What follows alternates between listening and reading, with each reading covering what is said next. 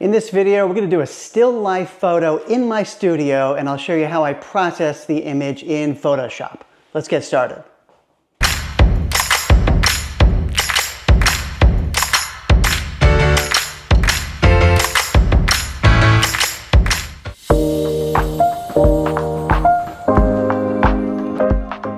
Hey everybody, welcome back to the channel. So a little less than a week ago, I had a somewhat minor surgical procedure. I'm fine, but I was out of commission for a number of days. So I figure I would do some photography in my studio. So I've been kind of busy. Broke out my lights, modifiers, went and got some props. Here's some of the shots that I shot over the last couple of days. Really fun just playing around with lighting and different objects, and spending time at the flower store as well. What I want to do now is I'm going to do another still life with you guys. I'm going to show you kind of what I'm working on, how I do it, and then we'll hop into Photoshop after, and I'll show you how I process one of the images. I've got a kind of a pretty good technique that someone told me about for landscape photography, but it works really well, I think, for still life as well. So let me show you what I've set up here. Basically, over the past couple of years, as I've gone to any estate sale or antique store, I look for old stuff that I think would look good in a still life photo. So I picked up these old books. A lot of these are 100 years old.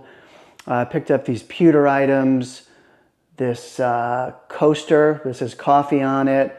This is actually an old photo of my late father-in-law. It looks like he was in his 30s when that was taken.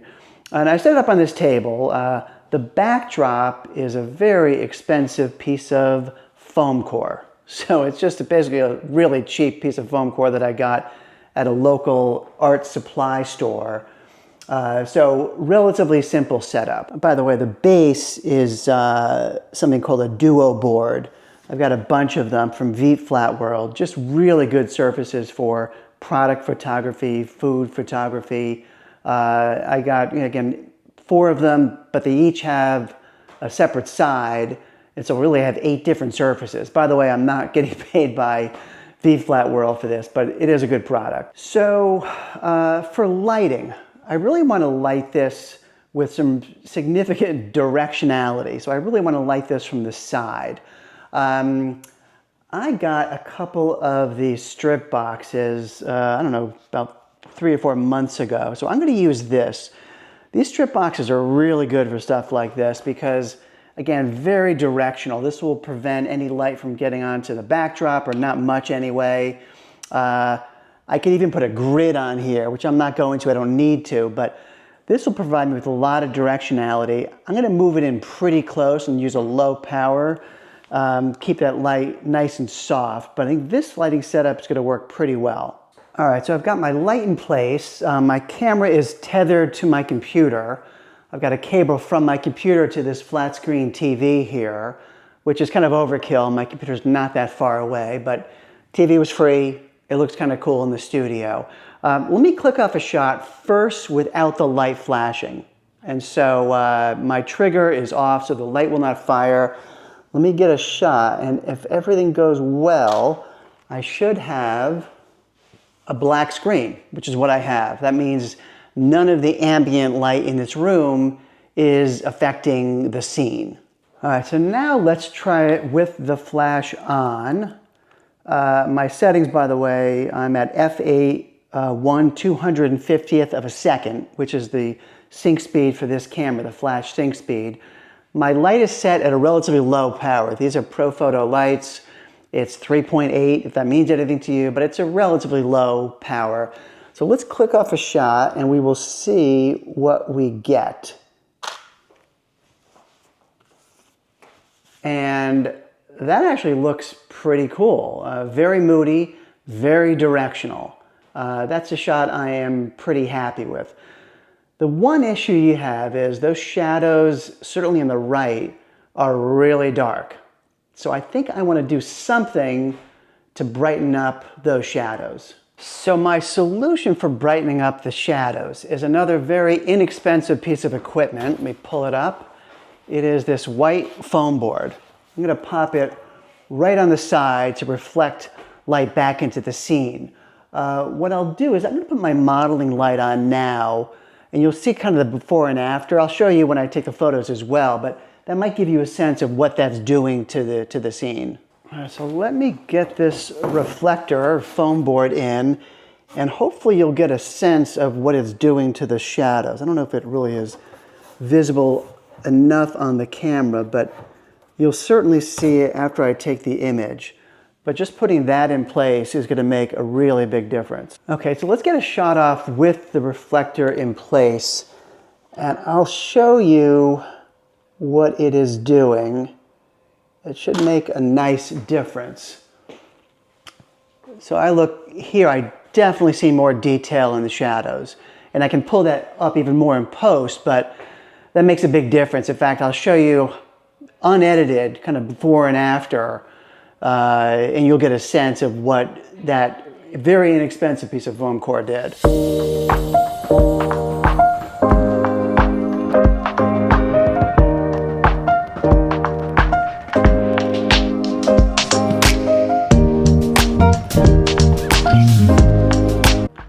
By the way, some of you may have noticed these old vintage cameras I have on my shelf. They're just fantastic.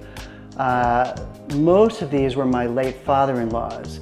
A couple of them I picked up, a couple of them were gifts, but I've got this great Hasselblad which still works. I got this old Kodak. I even have this Kodak reflex camera. I got a Duoflex back there. I even have the Polaroid, an old Instamatic camera, Pentax, and some movie projectors as well. I mean, they're just really fantastic.